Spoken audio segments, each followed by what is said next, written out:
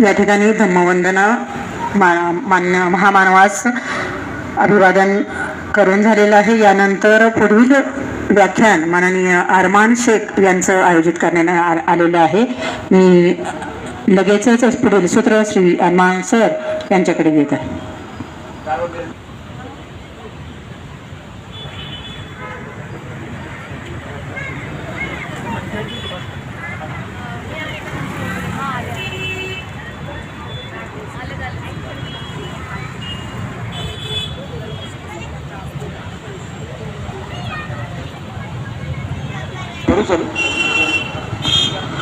सन्माननीय व्यासपीठ, उपस्थित सर्व मान्यवर, युनायटेड संबोधी ऑर्गनायझेशन ट्रस्ट चे अध्यक्ष सुहास गायकवाड व त्यांचे सर्व सहकारी यांच्याद्वारे आयोजित बाबासाहेब आंबेडकर यांच्या 132व्या जयंतीनिमित्त मी सर्वप्रथम आपणा सर्वांना शुभेच्छा देऊ इच्छितो।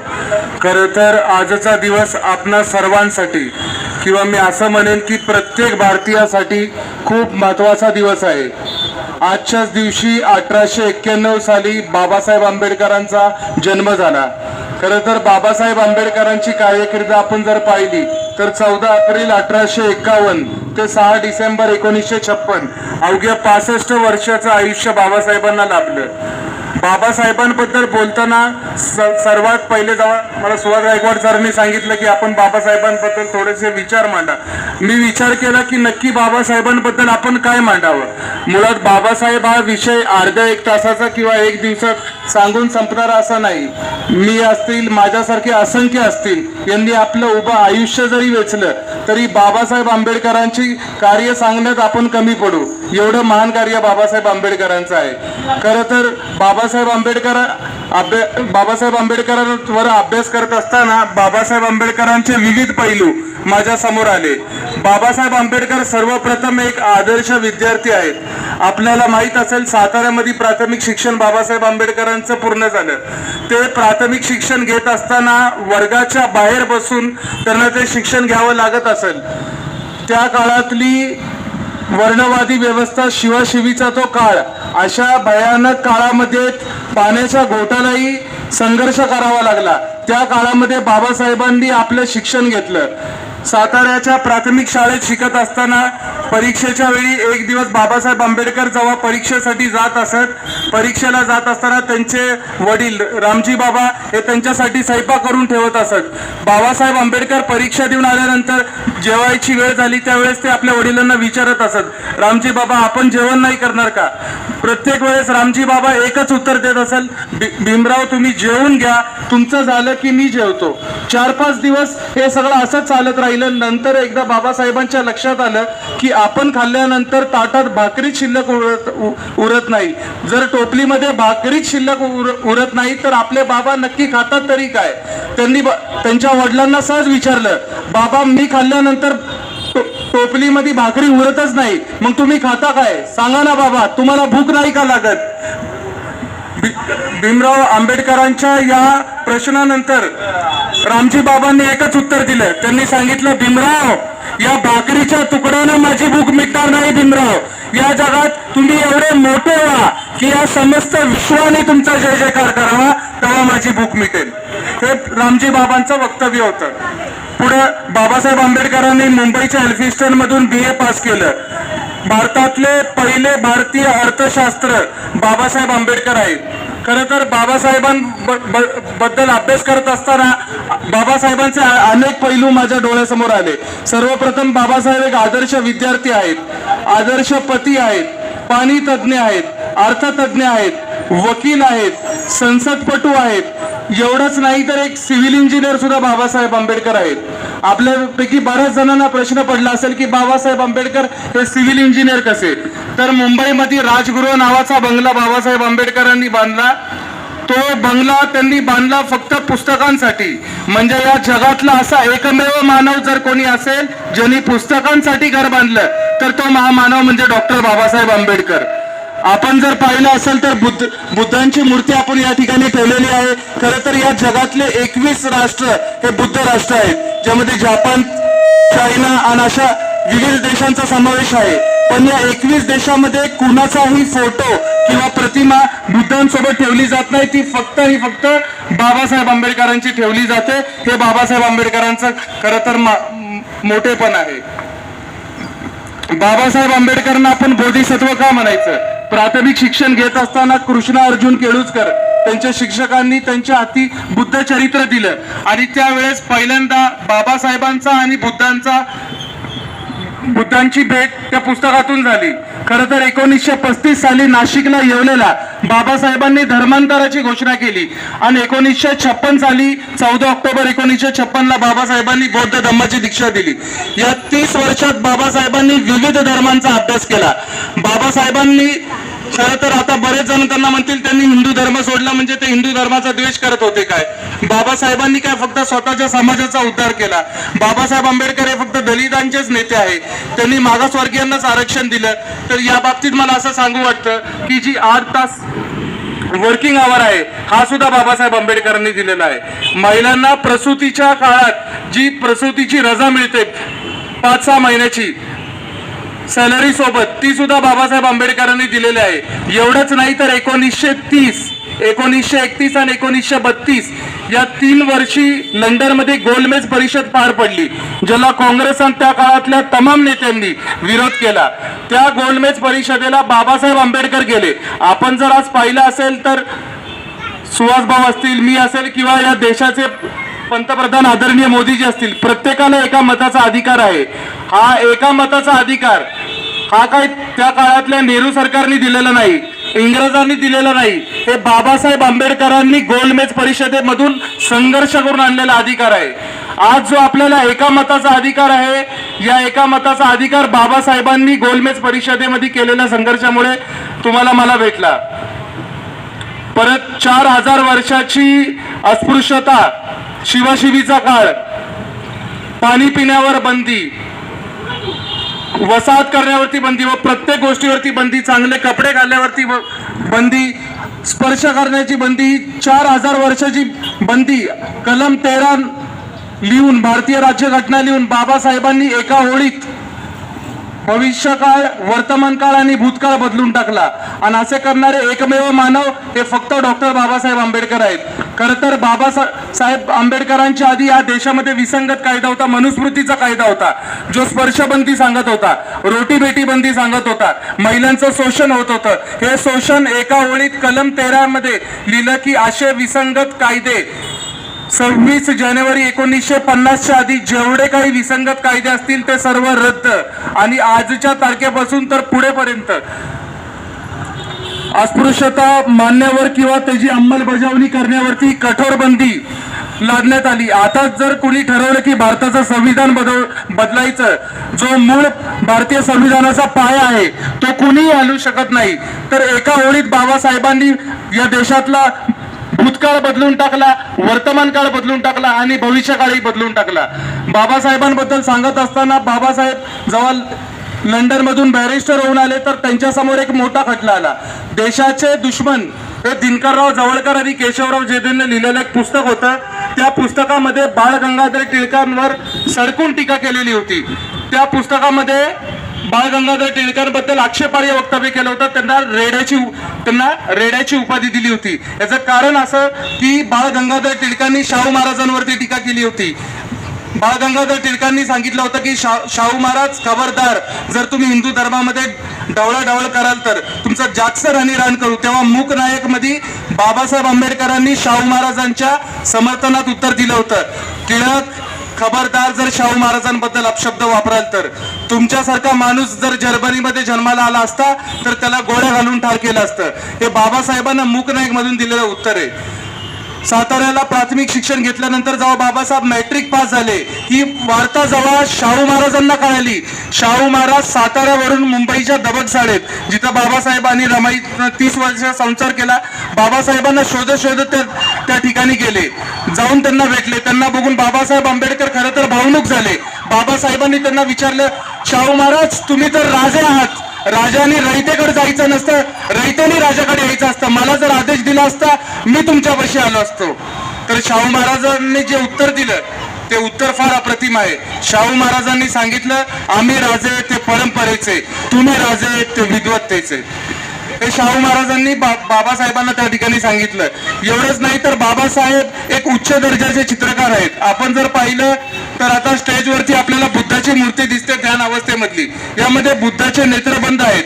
पण बाबासाहेबांनी जो बुद्ध रेखाटला तो बुद्ध उघड्या डोळ्याचा आहे. म्हणजे बाबासाहेबांनी बुद्धाचं चित्र रेखाटलं आणि उघड्या डोळ्याचा बुद्ध बाबासाहेबांनी रेखाटला. हे बाबासाहेब एक चित्रकार म्हणून. बाबासाहेब हे ग्रंथलेखक आहेत. त्यांनी रिडल्स इन हिंदुइझम, भारताचं संविधान, the problem of rupees and its origin and solution हे पुस्तक लिहिलं, ज्याच्यावरती आपली भारतीय रिझर्व्ह बँक बनली. रिझर्व्ह बँक ऑफ इंडिया 1935चा कायदा, ज्यामध्ये देशावर कधीही राष्ट्रीय आपत्ती कोसळली तर त्या बँकेतला पैसा हा जनतेच्या आणि देशाच्या कामासाठी यावा, ही संकल्पना बाबासाहेब आंबेडकरांनी त्या पुस्तकातून मांडली. आणि त्याच पुस्तकाचा आधार घेऊन भारतीय रिझर्व्ह बँक आपली स्थापन झाली. यावरनं बाबासाहेब आंबेडकर हे किती उच्च दर्जाचे अर्थतज्ञ होते हे आपल्याला कळतं. 32 डॉक्टरेट आणि 9 भाषा बाबासाहेबांना, 9 भाषेचं बाबासाहेबांना ज्ञान होतं आणि 32 PhD बाबासाहेबांनी घेतली होती. पुढे शेतकऱ्यांची प्रश्न बाबासाहेबांनी मांडले. कायदे मंत्री असताना बाबासाहेब आंबेडकरांनी खोत पद्धतीचा बाबासाहेब आंबेडकरांनी विरोध केला. खरं तर दुष्काळग्रस्त वेळी शेतकऱ्यांकडून कोणत्याही पद्धतीचा कर जबरदस्तीने वसूल करण्यात येऊ नये असे सक्त कायदे बाबासाहेबांनी केले. खरं तर शेतकऱ्यांना बियाणं देणं असेल, त्यांची कर्जमाफी असेल, असे विविध शेतकऱ्यांसाठी त्यांना पोषक असणारे कायदे बाबासाहेब आंबेडकरांनी त्या ठिकाणी कायदे मंत्री असताना बनवले. दुसरं महत्वाचं कारण म्हणजे बाबासाहेब आंबेडकर जर सर्वप्रथम कुणाचे असतील तर या देशातल्या ओबीसी समाजाचे बाबासाहेब आंबेडकर आहेत. आर्टिकल 340 बाबासाहेब आंबेडकरांनी बनवलं. त्या 340 मध्ये या देशातल्या ओबीसींना सर्वप्रथम बाबासाहेब आंबेडकरांनी आरक्षण दिलं. स्वतःच्या जातीचा विचार त्यांनी 341 मध्ये केला आणि 342 मध्ये त्यांनी या देशातल्या ST आदिवासी बांधवांना त्यांनी त्या ठिकाणी आरक्षण दिलं. आरक्षण असेल, महिलांसाठीचे कायदे असतील, शेतकऱ्यांसाठीचे कायदे असतील, ग्रंथनिर्मिती असेल, अशा विविध कार्यामध्ये बाबासाहेब आंबेडकरांचं कार्य आहे. खरं तर बाबासाहेब आंबेडकरांबद्दल सांगताना रामचंद्र फुटाणे असे सांगायला लागतात की हजारो वर्ष त्यांनी शस्त्र परजले पण ते इथला कोपरा सुद्धा हलवू शकले नाहीत. हजारो वर्ष त्यांनी शस्त्र परजले पण ते इथला कोपरा सुद्धा हलवू शकले नाहीत. बाबासाहेब, तुम्ही फक्त पेन उचलला आणि या देशाचा इतिहास बदलला. पुढे पत्रकार रवीश कुमार, मॅक्सेस पुरस्कार विजेते, पत्रकारितेतला सर्वात मोठा पुरस्कार जिंकणारे रवीश कुमार असं सांगतात, आंबेडकर असणं म्हणजे काय असणं, कोट्यवादींच्या झुंडाच्या विरुद्ध उभा असणं म्हणजे आंबेडकर असणं. ते हिंदीत असं सांगतात, करोडो की भीड़ के खिलाफ खड़ा होना मतलब डॉक्टर BR आंबेडकर होना. बाबासाहेब आंबेडकर एक उच्च दर्जाचे पत्रकार होते. 30 जानेवारी 1920 साली मूकनायक हे पहिलं वर्तमानपत्र बाबासाहेब आंबेडकरांनी त्या ठिकाणी चालू केलं. बाबासाहेबांचं असं मत होतं की आपल्या समाजाची व्यथा जर आपल्याला मांडायची असेल, आपण जर एखादी संघटना आपण चालू केली तर त्या संघटनेला वृत्तपत्र असणं खूप महत्वाचं आहे. कारण वृत्तपत्र नसलेली संघटना ही पंख नसलेल्या पक्षाप्रमाणे असते. 30 जानेवारी 1920 साली मूकनायक, बहिष्कृत भारत, प्रबुद्ध भारत, जनता आणि समता असे एका मागून एक 5 वर्तमानपत्र बाबासाहेब आंबेडकरांनी त्या ठिकाणी सुरू केले. या देशातली शिक्षणाच्या बाबतीत जर सांगितलं तर एक उच्च दर्जाचे शिक्षण तज्ञ बाबासाहेब आंबेडकर आहेत. बाबासाहेब आंबेडकरांनी पीपल्स एज्युकेशन सोसायटीची स्थापना केली. त्या पीपल एज्युकेशन सोसायटीमध्ये अध्यक्षपद डॉक्टर पंजाबराव देशमुख यांना दिलं, जे की जातीनं मराठा होते. म्हणजे इथं जातीपातीचाही भेद बाबासाहेब आंबेडकरांनी केला नाही. त्यांनी पीपल्स एज्युकेशन सोसायटी उभा केली आणि त्या काळी शासनाकडून 3 लाख रुपये त्यांनी शिक्षणासाठी त्या ठिकाणी निधी मिळवून दिला आणि त्यांनी शिक्षण संस्था चालू केल्या. पुढे जाऊन या शिक्षण संस्थांच्या जोरावर अनेकांना शिष्यवृत्ती त्या ठिकाणी मिळाल्या. आपण जर आज पाहिलं असेल की जे प्राथमिक शिक्षण आहे हे प्राथमिक शिक्षण मोफत आणि सक्तीचं व्हायला पाहिजे, यासाठी बाबासाहेब आंबेडकरांनी कायदे केले. कारण बाबासाहेब आंबेडकरांनी त्यांच्या उभ्या आयुष्यात जन्मापासून तर महापरिनिर्वाणापर्यंत शिक्षणावरती सर्वात जास्त भर दिला. खरं तर 6 डिसेंबर 1956ला बाबासाहेब आंबेडकरांचं जेव्हा महापरिनिर्वाण झालं त्याच्या काही क्षणाआधी बाबासाहेब आंबेडकर हे बुद्धाचं चरित्र वाचत होते. म्हणजे त्यांना जेव्हा माहित होतं की आता आपल्याकडे जास्त वेळ उरला नाही, तर जो उरलेला वेळ होता हा त्यांनी आपल्या पुस्तकाच्या सहवासात व्यतीत केला. मध्ये ज्या वेळेस बाबासाहेब आंबेडकरांना भारतीय राज्य घटनेचं शिल्पकार आपण म्हणतो, जेव्हा ते कायदे मंत्री झाले, खरं तर ते कायदे मंत्री होऊ नये असं त्या काळातल्या केंद्र सरकारने निश्चय केला होता. सरदार पटेलांना तरी एवढंही बाबासाहेबांना सांगितलं होतं की बाबासाहेब, संविधान सभेचे आणि लोकसभेचे दरवाजे तर सोडाच, तुमच्यासाठी आम्ही खिडक्या पण बंद करून टाकल्या आहेत, आम्ही तुम्हाला यूज देणार नाही असं सांगून बाबासाहेब आंबेडकरांसाठी पश्चिम बंगालमधून एका खासदाराने राजीनामा दिला आणि त्या जागेवरनं बाबासाहेब आंबेडकर निवडून आले. नंतर त्यांना एक गोष्ट माहीत पडली की ज्या वेळेस नेहरूंचं मंत्रिमंडळ स्थापित झालं, भारताची राज्यघटना बनवायचा मोठा कार्य नेहरूंसमोर होतं. नेहरूंनी गांधींना विचारलं की आपल्याला आपल्या देशाची राज्यघटना बनवायची आहे, तर यासाठी आपण विविध देशातील संविधान तज्ज्ञांची चर्चा मसलत करत आहोत, तर आपलं याबद्दल काय मत आहे? तर महात्मा गांधींनी त्यावेळेस सांगितलं, इतर देशातल्या तज्ज्ञांना बोलून काय उपयोग, आपल्याच देशामध्ये बाबासाहेब आंबेडकरांसारखा एक विद्वान व्यक्ती आहे, तुम्ही त्यांना कायदेमंत्री पद द्या. म्हणजे ज्या बाबासाहेब आंबेडकरांनी संविधान सभेची पायरी चढू नये असं नेहरूंना आणि पटेलांना वाटत होतं, नाही लाजाने त्यांनाच बाबासाहेबांना पुन्हा संविधान सभेवरती घ्यावं लागलं आणि मुंबई प्रोव्हिन्स मधून बाबासाहेबांना खासदार म्हणून त्या ठिकाणी बाबासाहेब निवडून गेले. ज्यावेळेस संविधान निर्मितीचं कार्य चालू झालं तर हिंदू महासभेकडून पंडित दीनदयाल उपाध्याय हे हिंदूंचं प्रतिनिधित्व करत बाबासाहेबांकडे आले. त्यांनी बाबासाहेबांना सांगितलं की बाबासाहेब, आम्ही ऐकलं आहे आपण भारतीय संविधानाची निर्मिती करत आहात, तर त्या भारतीय संविधानाची जी प्रस्तावना आहे त्या प्रस्तावनेची सुरुवात ओम नमः शिवाय we the people of India अशी करा. बाबासाहेबांनी शांततेनं त्यांच्याकडे पाहिलं आणि त्यांना सांगितलं तुम्ही प्रस्ताव लिहून ठेवा. त्यानंतर मुसलमानांचं प्रतिनिधित्व करताना मोहम्मद अली जिना बाबासाहेबांकडे गेले. मोहम्मद अली जिनांनी बाबासाहेबांना सांगितलं, बाबासाहेब, हमने सुना है आप देश का संविधान लिख रहे हो, हम आपका तहे दिल से इस्तकबाल करते हैं, मगर हम ये चाहते हैं कि आप संविधान की शुरुआत अल्लाह अकबर we the people of India ऐसी कीजिए. बाबासाहेबांना त्यांचंही ऐकून घेतलं. त्यानंतर काही ख्रिश्चन मिशनरीची लोक बाबासाहेबांकडे गेली. त्यांनी सांगितलं, mister doctor Ambedkar, we have heard that you are going to write the constitution of India, so we humbly request you that you should start the preamble of the constitution with O my God please give us our daily bread and butter we the people of India. म्हणजे प्रत्येक धर्माच्या लोकांनी आपल्या धर्माचं प्रतिनिधित्व करताना आपल्याच धर्माचं भारतीय संविधानात कसं महत्व देता येईल हा प्रयत्न केला. हे सर्व काही झाल्यानंतर नानक रत्तोला बाबासाहेबांनी सांगितलं, बघितलं नानक, ज्या वेळेस मी बडोद्याला चाकरी करत असताना जी लोक माझ्यावर गोमूत्र शिंपडायची, जी लोक माझ्या अंगावरती फाईल फेकायची, आज माझ्या शिक्षणाचा प्रभाव बघ, आज तेच लोक त्यांच्या धर्माचा हवाला देऊन माझ्या पायापाशी उभा राहिले आहेत. तर हे माझ्या शिक्षणाची ताकद आहे. पुढे शाहू महाराजांच्या बाबतीत जर सांगितलं, शाहू महाराजांनंतर महात्मा ज्योतिराव फुले, ज्यांना आपण क्रांती सूर्य म्हणतो, त्या महात्मा ज्योतिराव फुलेंनी असं सांगितलं, विद्येविना मती गेली, मतीविना गती गेली, गतीविना नीती गेली, नीतीविना वित्त गेले आणि वित्तविना शूद्र खचले. एवढे सर्व अनर्थ एका अविद्येने केले. म्हणजे महात्मा ज्योतिराव फुलेंनी शिक्षणाचं महत्व सांगितलं, तेच महत्व बाबासाहेबांनी पुढे सांगितलेलं आहे. आपण जर पाहिलं तर ही जी चळवळ आहे ही चळवळ खूप मोठी आहे. खरं तर जगद्गुरु तुकोबाराय यांना गुरु मानलं होतं छत्रपती शिवाजी महाराजांनी. छत्रपती शिवाजी महाराजांना गुरु मानलं ज्योतिराव फुलेंनी. ज्योतिराव फुलेंना गुरु मानलं बाबासाहेब आंबेडकरांनी. बाबासाहेब आंबेडकरांना गुरु मानलं संत गाडगे बाबांनी. आणि संत गाडगे बाबांना गुरु मानलं दाभोळकर, पानसरे, कलबुर्गे, आनंद तेलतुंबडे यांच्यासारख्या अनेकांनी. ती सर्व बाबासाहेबांपासून तर कांशीरामजी पर्यंत आलेली आहे आणि त्यांच्यापासून ही चळवळ तुमच्या माझ्यापर्यंत आलेली आहे. खरं तर बाबासाहेबांची जर चळवळ आपल्याला टिकवायचं असेल, एवढं परिश्रमाने बाबासाहेबांना जे आपल्याला हे भारताचं संविधान दिलं, ही राज्यघटना दिली, माणसाला माणूस म्हणून जगण्याचा अधिकार दिला. भारत देशामध्ये, आपल्या देशात बाबासाहेब म्हणतात, भारत देश असा देश आहे जिथं पाण्याच्या घोटासाठी देखील संघर्ष करावा लागला. म्हणजे जे पाणी आपण पित आहोत, पाणी हा एका व्यक्तीसाठी फार अविभाज्य भाग आहे, तर ते पाणी सुद्धा बाबासाहेबांनी संघर्ष करून मिळवलं.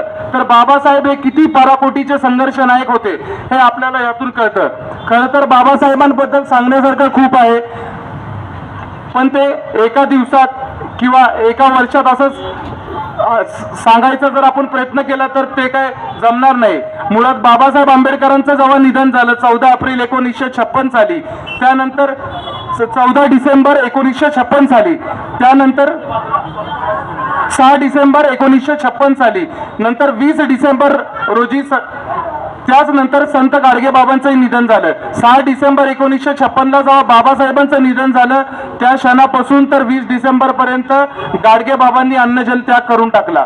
आणि त्यांच्या शेवटच्या क्षणी त्यांनी असं सांगितलं, भीमराव आंबेडकरजी थोडंसं जगायचं होतं जी, या बहुजन समाजाला तुमची आवश्यकता होती. म्हणजे हे विचाराचं नातं इतकं प्रबळ होतं की जे गाडगे बाबा आपल्या पोटच्या मुलाच्या निधनानंतर रडले नाही, ते बाबासाहेब आंबेडकरांच्या निधनानंतर त्यांनी स्वतःचा देहत्याग करून टाकला.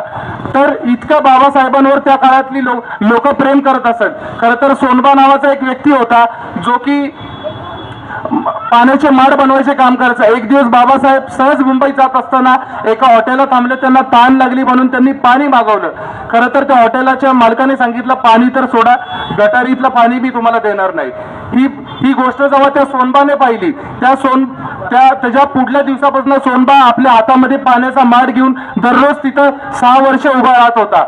पण त्याची दखल कोणी घेतली नाही किंवा चळवळीतल्या कार्यकर्त्यांनीही बाबासाहेबांना ही बाब कधी खुलेआम सांगितली नाही. नंतर एका 6-7 वर्षानंतर सोनबाचा त्या ठिकाणी मृत्यू झाला आणि बाबासाहेब त्याच्या भेटीला गेले, त्याला पुष्पहार अर्पण केलं आणि त्या सोनबाचं स्मारक त्या ठिकाणी बांधलं. खरं तर 1 जानेवारी 1927ला बाबासाहेब आंबेडकर हे भीमा कोरेगावला देखील गेले होते. आपण जर शौर्यस्तंभ पाहिला भीमा कोरेगावचा, तर 1 जानेवारी 1927ला बाबासाहेब भीमा कोरेगावला गेले. तिथं त्या शौर्यस्तंभाला अभिवादन केलं आणि सांगितलं, I feel proud that I have born in Mahar caste because Mahar are brave person. मला सार्थ अभिमान आहे की मी महार जाती जन्मलो, कारण महार ही लढवय्या जात आहे. तिथून स्वाभिमानाची चुणूक प्रत्येकामध्ये जागवण्याचं काम बाबासाहेब आंबेडकरांनी केलं. खरं तर बाबासाहेबांबद्दल सांगण्यासारखं खूप आहे, पण जास्त वेळ न घेता इथंच मी माझे 2 शब्द संपवतो. जय हिंद, जय महाराष्ट्र, जय संविधान, जय फुले शाहू आंबेडकर.